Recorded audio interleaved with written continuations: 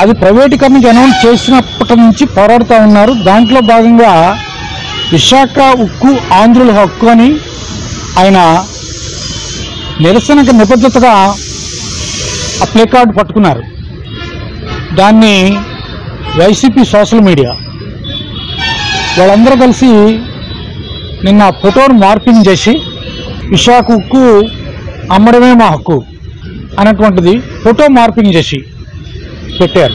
పవన్ కళ్యాణ్ గారు ఎవరు ప్రభుత్వంలో ఉప ముఖ్యమంత్రి గారు, ఒక పార్టీకి అధ్యక్షులు, తన్ని ఫోటో మార్పింగ్ చేసి పెట్టడం అంటే తన తాలూకా పరువు ప్రతిష్టలు, తన తాలూకు గౌరవం, తన వ్యక్తిత్వాన్ని కించపరచడమైనట్లు భావించాలి.